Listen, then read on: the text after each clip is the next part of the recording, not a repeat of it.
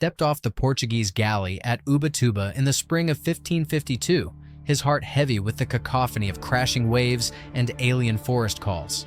Hans Staden, a tough-minded German soldier in his late 20s, had already survived shipwrecks and scurried through scorching tropical jungles. But nothing would prepare him for the ordeal to come. Staden had come to Brazil in service to the Portuguese crown, first in Pernambuco in 1547, and later on board a Spanish expedition to La Plata in 1549. Fate intervened in the form of shipwrecks and misfortune before he secured passage north again.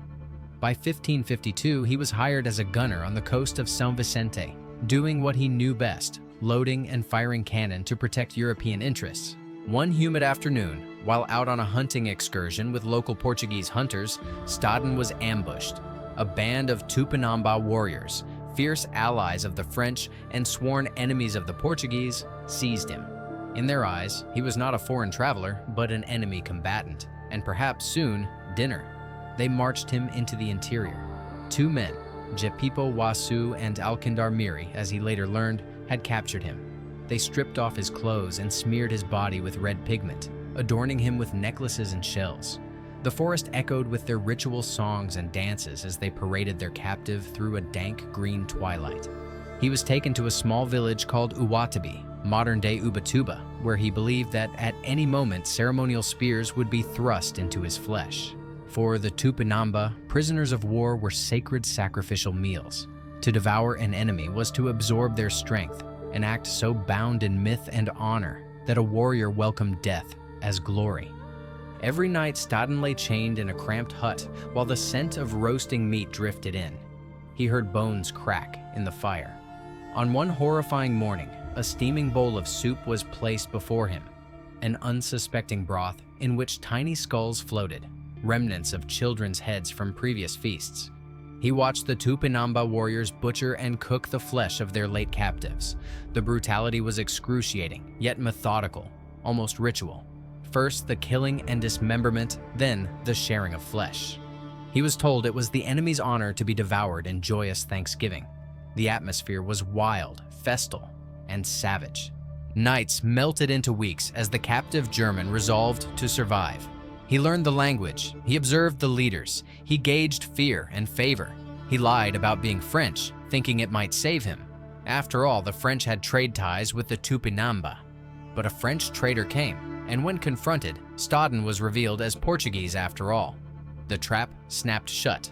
Now he was moved again, this time to Ararab, or Ariro, where he stood before their paramount chieftain, Kunumbabi. A towering warrior of mythic reputation, Kunumbabi grilled him in ritual. Every question was a verdict. Where was he from? Who did he serve? Was he a priest in disguise? The answers he gave struck at the core of tribal loyalty and suspicion. Back at Ubatuba, Staden felt certain each morning would be his last. But then word came. The narrator sorcerer, Gurriera, had foretold misfortune if they killed their captive German. He spun tales of falling fortunes, of storms, of death that would follow inattentive ritual. Perhaps Staden's greatest weapon, his own tongue, had become his shield. He began to claim he basted in miraculous powers, healing fever, whispering omens, connecting spirits to Christian prayer. Through watchful politicking, he found a way to embed himself into the fabric of their prophetic worldview. He began predicting a Tupiniquim attack. When it came, rival canoes pounding the river's skin, it arrived just as he said. That day, the Tupinamba celebrated not Staden's bounty, but his foresight. He had become useful. He was invited to sit by the fire that he might bolster their spirits. 9 moons passed. He witnessed mopery and mirth, women weaving fine hammocks, men carving bows, the child's laughter blending with fierce drums. He learned their kinship rules, their shifting bands of alliance, their fearsome worship of forests and spirits, and of the flesh of men, cooked over open flame. But beneath those vibrant rituals lurked the warmth of death. He watched men chew flesh in celebration of victory. He saw the bones strung up like talismans. He learned that cannibalism among the Tupi was not random atrocity. It was ceremony, theology, kin-building. The ritual consumption of captives was honor, not crime. And still he survived, because he was now valuable, a seer, a mediator, an entertainer. Staden had inserted himself into their storytelling, becoming, for a time, a story they needed more than their food. But there were moments he thought the gods had conspired against him. Once, tribespeople informed him of a coming ritual feast in his honor.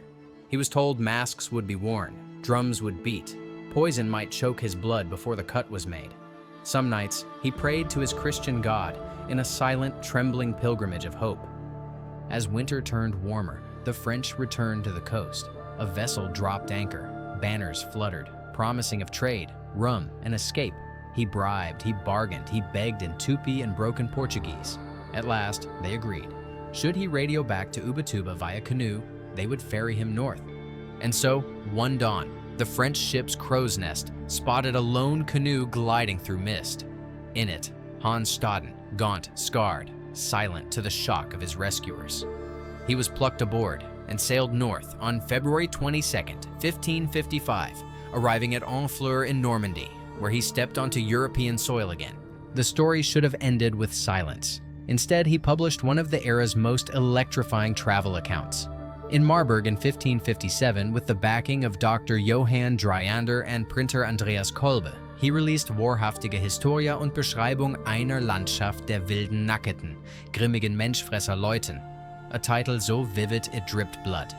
Europe erupted. Illustrations, woodcuts, and engravings by Theodore de Brie found circulation from Amsterdam to Lisbon, from court to coffeehouse. A German mercenary-turned-author had exposed the wild, naked man-eaters of the New World. The illustrations depicted heaps of human flesh, smoking cauldrons, naked warriors dancing around the fire. Staden's text blazed across 50-plus editions in dozens of languages. It cemented the narrative of cannibal savagery that would fuel European fascination and fear of Brazil's indigenous peoples. It informed Montaigne's Of the Cannibals, which used Staden's tale to contrast savage customs and European hypocrisy. Even as his story grew myth, scholars debate the accuracy. Anthropologist William Ahrens claimed that Staden may have embellished or invented details to sell books, yet many others argue his account was ethnographically rigorous. He lived among the tribes, learned their tongue, observed their ceremonies firsthand. Historians today see his true history as more than a sensationalist relic. It's a foundational eyewitness account from an Atlantic frontier on the brink of colonial transformation. It reflects the collision of empires, of belief systems, and of worldviews. In Brazil, his memoir endures as a cornerstone of early contact narratives. In Germany, it gave birth to a national curiosity about far-off lands. Across Europe, it influenced Enlightenment thought, questioning civilization, savagery, humanity. And Hans Staden? He returned to Hesse and faded into obscurity. He died around 1579, likely in Wolfhagen, his fame sustained only by his own words and the bloody pages of his tale. For all its horror, his memoir is a human story of ingenuity and survival, a German mercenary in the New World who turned death into a narrative that haunted centuries. His true history remains a testament to the complex, dark borderlands of cultural encounter, a story told not from the seat of power, but from the flank of its savage fringe.